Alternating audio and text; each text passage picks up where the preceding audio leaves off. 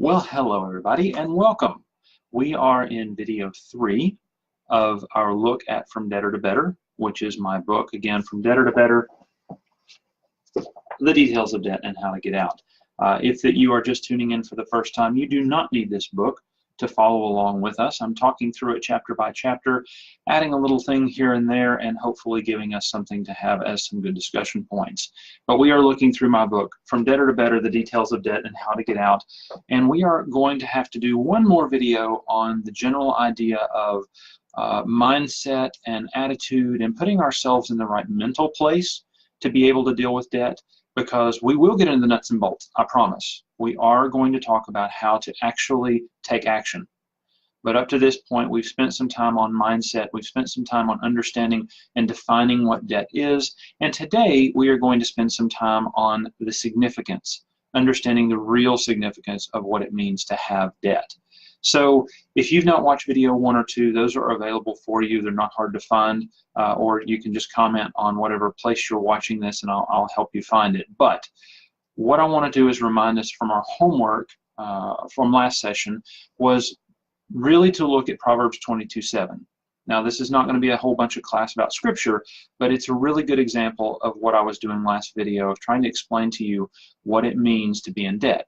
Again, mindset. We have to put ourselves in the right place or the right frame of mind to understand how to deal with debt. So Proverbs 22:7, the rich rules over the poor and the borrower is slave to the lender. That's the verse. I ask you to read that and ponder that and think about that. And what does that really mean for you if you're in debt?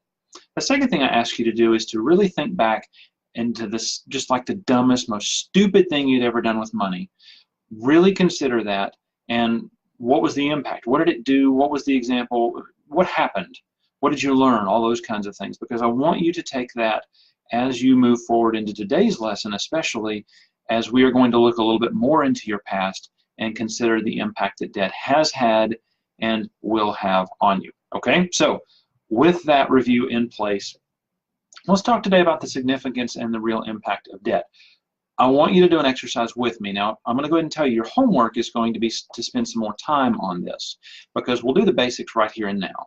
But I want you, as we finish this video, I want you to spend some time, 20 or 30 minutes, really pondering this, because if you'll do this, if you'll get this right, then you'll be in the perfect frame of mind, the perfect reference point to start into your journey on getting out of debt. Okay, so even though it's a little hokey, even though it may seem a little silly, I promise it makes sense. Please don't skip this part, okay? Stick with me.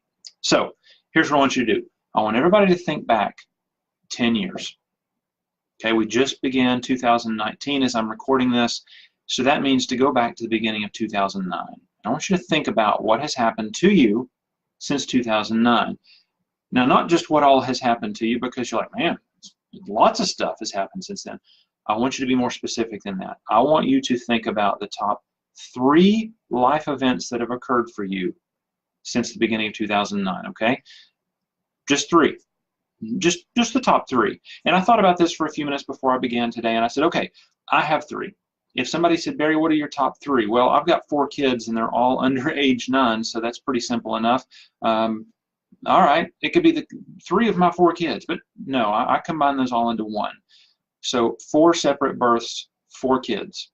That's a pretty significant life event, the birth of a kid. The second one I came up with was the tragic death of my dad in 2012. You may or may not know much about that story, but my dad was killed in an automobile wreck when he and my brother were driving to choir practice one evening. A girl decided to get high and go for a drive, crossed the center lane and hit them head on and killed my dad.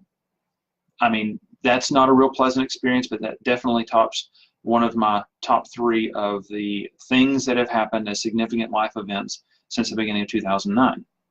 Number 3 thing that came to my mind was job change. Now, that's not nearly as big of a deal as the loss of a family member, but you know what? Changing a job is a big deal. And in my day job, I got a new day job about 6.5 years ago, and that's a pretty dramatic shift. You know, I could keep going, things like, oh yeah, we sold a house and bought a house. We've sold and bought vehicles. There's stuff that has happened in our life, but I wanted to give you my example so you'd understand what I'm looking for. 3 big life events, the 3 biggest life events that have happened to you in the past 10 years. So spend a little bit of time on that. But then what I want us to do is I want us to say, okay, those are 3 big life events. Great, Barry, I got them. I'm either really excited or really depressed, because they don't have to be sad things. The birth of my kids were awesome. Those were wonderful life events. But guess what? They were still major, significant life events that took an emotional toll, a physical, financial toll, all that kind of stuff that happens when you have a significant life event. Next thing, the next step to our process today is, what could you have done to have changed those events? Now, in some cases, the answer is nothing, and that's acceptable. What could I have done to have prevented my father's death? Nothing. I had no role in that whatsoever. If I had known for sure that something was going to happen bad, okay, don't go to choir practice, Dad, just skip it tonight. Well, but we can't do that. So I could not preview the future, and you can't either, and we couldn't say to ourselves right before that event happened to make the change. But what could you have, what could you have done to change that significant life event? If it was negative, what could you have done to just avoid it, or to alter its impact or minimize the impact of it? And if it were positive, what could you have done to really maximize the positive experience there? So, birth of our kids, that was a significant life thing. What could you do, if that was one of yours, to make the most of that experience? So that's the second thing that I want you to really focus on and think through. Once you've got that, we need to move into the third part. Because this is, by the way, a book on debt and how to get out of debt, you might have guessed I'm going to head into the next piece, which is, what was the monetary impact? What happened to your finances as a result of those events? So I'll use me as an example again, because it's easy and I've shared those events with you. Number one, the birth of my kids. Guess what? Kids are expensive. If you were not aware of this, I have now given you the secret that kids aren't cheap. Now, they're not as expensive as some people let on. It doesn't cost millions and millions of dollars to raise most kids, but they're not cheap. So there's definitely a monetary impact there. My father, although killed 6.5 years ago at this point, guess what? My mom is still dealing with the financial impact of that, trying to settle out all the, the stuff that he had. What do we do with that? Do we sell it? Do we keep it? Do we give it away? All those kinds of things. The house. It's just, there's stuff to deal with when somebody passes away, expected or unexpected. There is stuff. When it comes to the situation of a job change, guess what? Even though I've been in this job that I'm in now for 6.5 years, I'm not perfect at it. I'm still learning, and there are still things that I have to do to alter my schedule, to alter my life, to alter my financial situation based on the demands of the job that I have today. There is going to be a monetary impact. Okay, so as I said, that may seem a little silly, that may seem a little elementary even, to sit down and think through those things. But your homework is to do that very exercise. So look back 10 years. What are the 3 significant, most significant events that have happened in your life? What could you have done to change them, if anything? And what's the monetary impact? So why are we doing that? Okay, why are we doing that exercise, and why is it important to spend some time? Again, I've said 20 or 30 minutes is what I want you to spend on that. Well, in simplest terms, it all comes back to risk. In the very first video, I told you that debt equals risk, and there is no exception to that equation. You're going to have risk in your life, and I ask you to consider, how much risk do you want? Some people say none, and that's not an acceptable answer. The fact that you're watching this video, the fact that you got out of the bed this morning, the fact that you did anything means that you took on some risk. So that 0 is not an acceptable answer. But I ask you to consider how much risk is worth it. Now, I ask you to consider all of this stuff because I want you to think with me for a moment. Magically look into your crystal ball. What's going to happen in the next 10 years? What does the next 10 years hold for you, or for me, or for anybody else for that matter? We don't know, do we? So, how much risk do we want? It's a simple question. So, let me bring it back to debt. Let me be a little more specific, okay? I'm gonna shatter the earth here. I'm gonna blow your mind. Life happens. Life is gonna happen, and you cannot change that. You cannot stop life from happening. It is going to happen. And life can be defined lots of different ways, and I know it. Second, life is going to have monetary consequences. I may not want to drive home and get a flat tire on the way. And Lord willing, that's not going to happen. But, okay, life is going to cost money, and I can't stop that either. Third, And here's the big one. Debt assumes that you know the future, and the future is good.